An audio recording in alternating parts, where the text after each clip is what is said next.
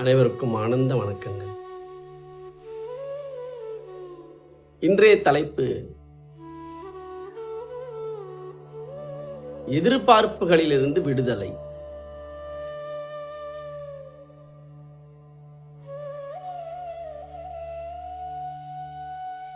எதிர்பார்ப்புகளிலிருந்து விடுதலைன்னா என்ன? எதிர்பார்ப்புகள் தான் எல்லா பிரச்சனைக்கும் காரணம்.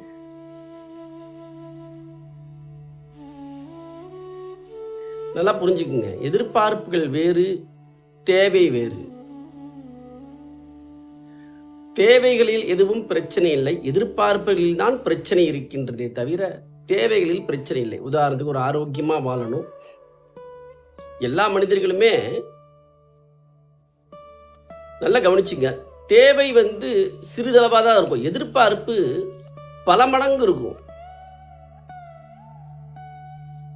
அதுலதான் பிரச்சனை அதிகமாகுது.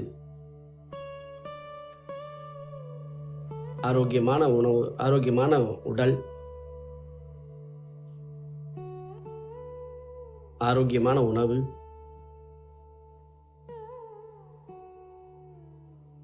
தேவையளவிற்கு செல்வம், இனிமையான உறவுகள், முரண்பாடு இல்லாத உறவு முறைகள், இது எல்லாருக்கும் தெரிஞ்ச விஷயம். இதுதான் தேவைன்னு தெரியும். ஆனா பிரச்சனை எங்க உருவாகுது?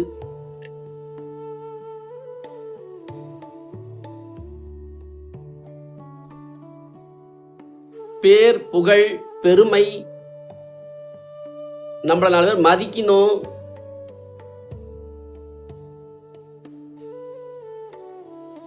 உங்களை நீங்க நிரூபிக்க முயற்சி பண்றது, உங்க புத்திசாலித்தனத்தை முயற்சி பண்றது, நிரூபிக்க முயற்சி பண்றது, இது ஒரு வகையான சுகம். தற்பெருமை,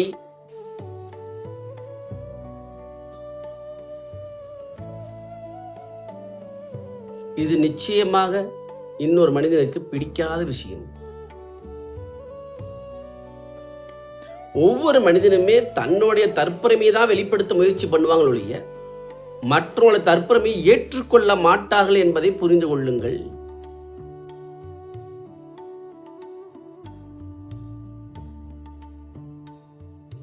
இதான் எதிர்பார்ப்புங்கிற. நான் எதிர்பார்ப்பு மிகப்பெரிய ஒரு மனநோய். நிம்மதி இழப்பதற்கு காரணமே எதிர்பார்ப்பு தான். இது கிளியரா புரிஞ்சுக்கிட்டீங்கன்னா நான் சொல்றது போதும். தேவை வேறு, எதிர்பார்ப்பு வேறு.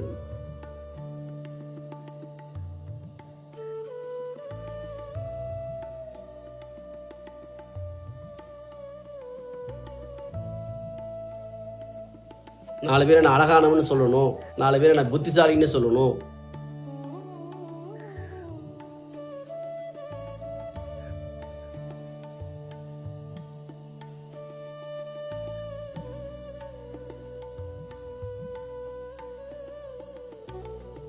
நீங்க என்னதான் உங்களை பத்தி வெளிப்படுத்தினாலும் நீங்க எதிர்பார்க்கிற அளவுக்கு அவங்க உங்களை மதிக்க மாட்டாங்க. ஏன்?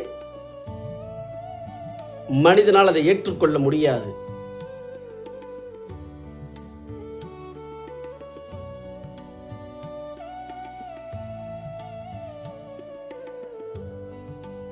அப்ப என்ன செய்யணும் அப்படின்னா, அப்ப எதிர்பார்ப்பு எப்படி தடுக்கிறது, எதிர்பார்ப்பு எப்படி சரி பண்றது அப்படின்னா, உள்ளுக்குள் எதிர்பாருங்கள்.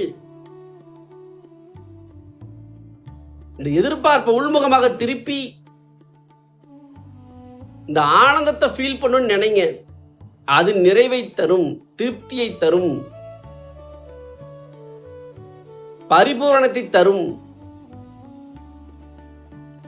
ஆனந்தத்தில் வாழ்கின்ற மனிதர்களுக்கு வெளியில் எதிர்பார்க்க வேண்டிய அவசியம் இல்லாமல் செல்லும். எதிர்பார்க்கின்ற வெளிய விஷயமே ஒரு வகையான சுகம்.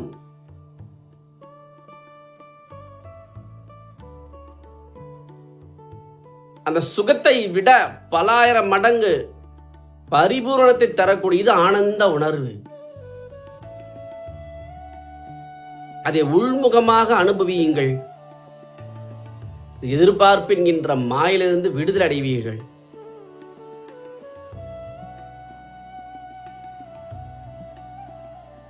கொஞ்சம் கவனிச்சு, உங்களுக்கு கொஞ்சம் கான்சியஸா கவனிச்சு, நம்ம ஏன் வெளியே எதிர்பார்த்துக்கிட்டே இருக்கிறோம், காரணம் என்ன,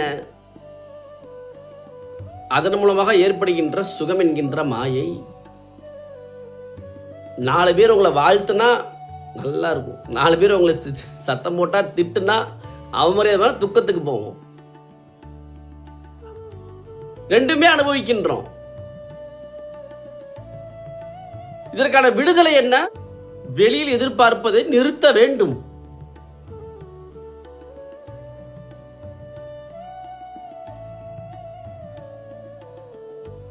சுகம், சந்தோஷம் இது எல்லாமே ஆனந்தத்தில் மட்டும்தான் இருக்கின்றது. அது உள்முக ஆனந்தத்தை உணரும் போது உள்ளுக்குள்ளேயே பொங்குகின்ற சக்தி. மீதில என்ன? வாழ்க்கைக்கு தேவை, அவ்வளவுதான். நான் சொல்ற நல்லா உள்வாங்கிக்கங்க. ஆரோக்கியம் தேவை, ஆரோக்கியமான உணவு தேவை, தேவையான அளவிற்கு செல்வம் தேவை. இவை அனைத்தும் தேவைகள். இதன் மூலமாக நான் அனுபவிக்கின்ற சுகம் எங்கே? என்னுள் இருக்கின்ற ஆனந்த உணர்வு.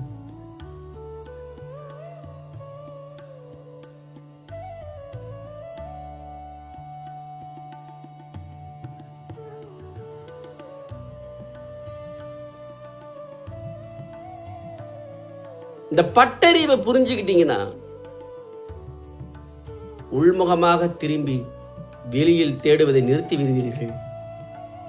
உள்ளுக்குள் இருக்கின்ற ஆனந்தத்திலேயே லயமாகி எதையும் நிரூபிக்க வேண்டிய என்ற அவசியம் இல்லை என்கின்ற தெளிவுக்குள் வருவீர்கள்.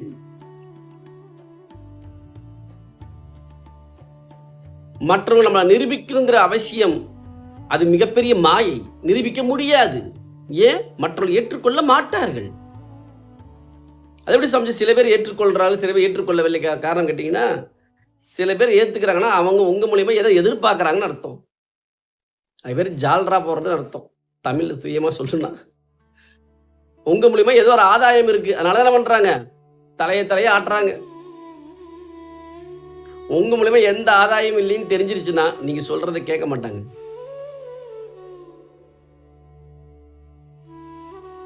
நான் யாரையும் குறை சொல்லவில்லை, நிதர்சனத்தை சொல்கின்றேன்.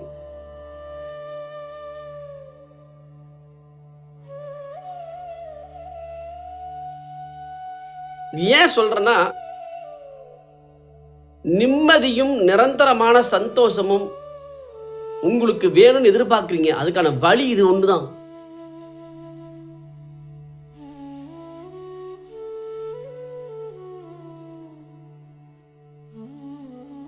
ஃபேமிலி லைஃப்லயே ஒவ்வொருத்தரும் ஒவ்வொன்று எதிர்பார்த்துக்கிட்டே இருப்பாங்க. அதனாலதான் முரண்பாடுகள் வந்துகிட்டே இருக்கு.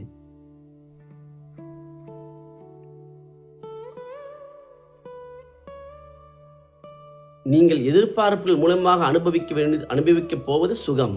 அந்த ஆனந்தம் என்கின்ற உணர்வு உள்ளுக்குள் இருக்கின்றது என்பதை புரிந்து கொள்ளுங்கள். உள்முகமாக திரும்பி உள்ளுக்குள்ளே எப்பொழுதும் உங்களோடையே இருக்கக்கூடிய, எந்த எதிர்பார்ப்பும் இல்லாமல் பொங்கிக் கொண்டே இருக்கின்ற ஆனந்த உற்சாக சக்தி, அதுவே உங்கள் வாழ்க்கையின் சொத்து இருப்பு.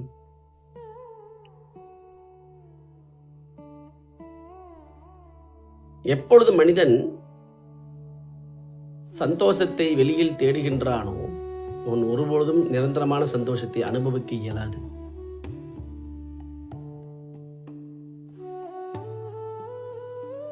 உள்முகமாக திரும்புங்கள். இது ஒரு டெக்னிக், ஒன்றும் இல்லை, சிம்பிள் தான் எல்லாமே. ஒரு கவனத்தோட இனி உங்களை நிரூபிக்க முயற்சி செய்யாதீர்கள். ஆனந்த உணர்வே யாம்.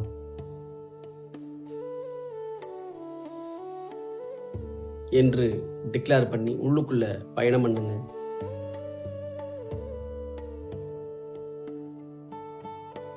இது புரிஞ்சுக்கிட்டாவே நீங்க விடுதலை அடைஞ்சிருவீங்க.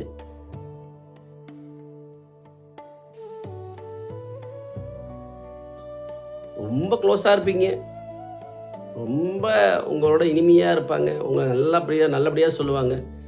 ஏதோ முரண்பாடு வந்துருச்சுன்னா அப்படியே ஆப்போசிட்டா பேசுவாங்க. இது நமக்கு தேவையா?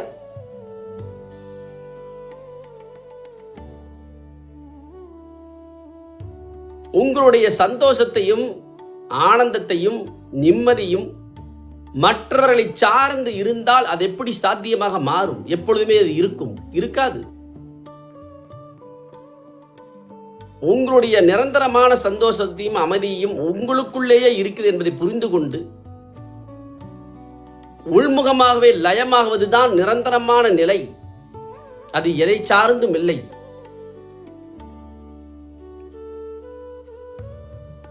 எதிர்பார்ப்பு தான் அனைத்து பிரச்சனைக்கும் காரணம்.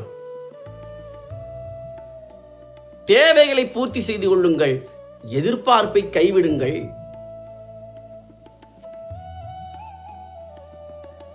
தேவைகள் வேறு, எதிர்பார்ப்பு வேறு. எதிர்பார்ப்பு என்பது பேராசைன்னு வச்சுக்கோங்க. பேராசை பெருநஷ்டம்.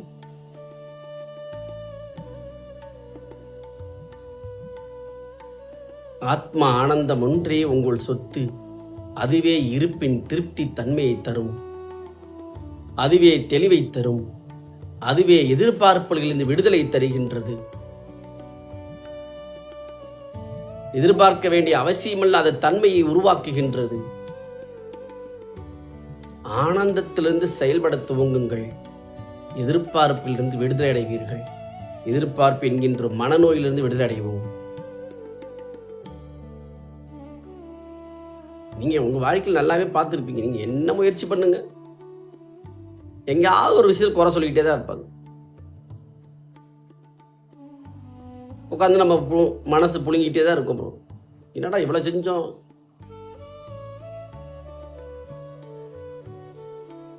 இப்படி பேசுறாங்களே.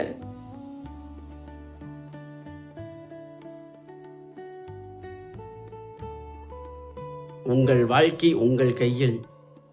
உங்கள் சந்தோஷம் ஆனந்தம் உள்ளுக்குள் இருக்கின்றது. அது எந்த எதிர்பார்ப்பினாலும் உணர முடியாது. உள்முகமாக திரும்பி ஆனந்த உணர்வை உணர்ந்து தியானம் செய்தால் அது நடக்க துவங்கும்.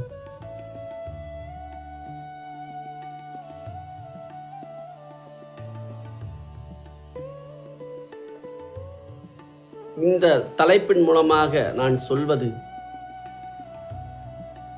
எதிர்பார்ப்பு என்கின்ற நிரந்தரமில்லாத சுகத்திலிருந்து விடுதலை அடைந்து உள்முகமாக ஆனந்தத்தில் லயமாகுங்கள். நீங்கள் உலகத்திற்கு எதையும் நிரூபிக்க வேண்டாம். நிரூபிக்க முயற்சி செய்யாதீர்கள்.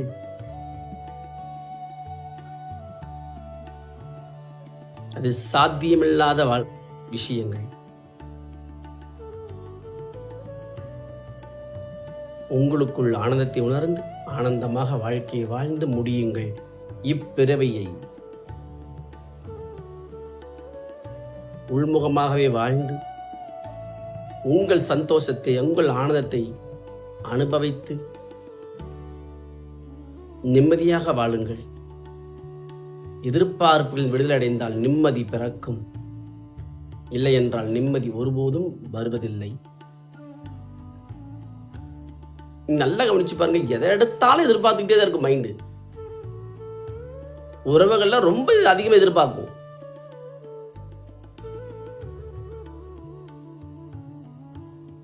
எதிர்பார்க்க ஆரம்பிச்சா நிம்மதி போயிடும்.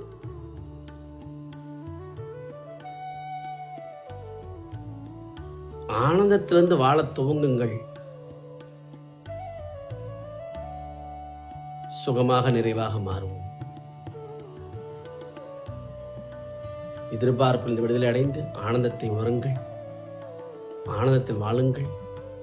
ஆனந்த இருப்பே உங்களுடைய சொத்து. அதுவே உங்களோடு தொடர்ந்து வந்து கொண்டே இருக்கும். அதுவே லயமாகும். அதுதான் வாழ்க்கையின் இருப்பாக இருக்கின்ற என்பதை புரிந்து கொள்ளும். வாழ்க்கையை ஆனந்தமாக வாழுங்கள். வாழ்க்கை வாழ்வதற்கு நன்றி. ஆனந்த நன்றி. மீண்டும் சந்திப்போம்.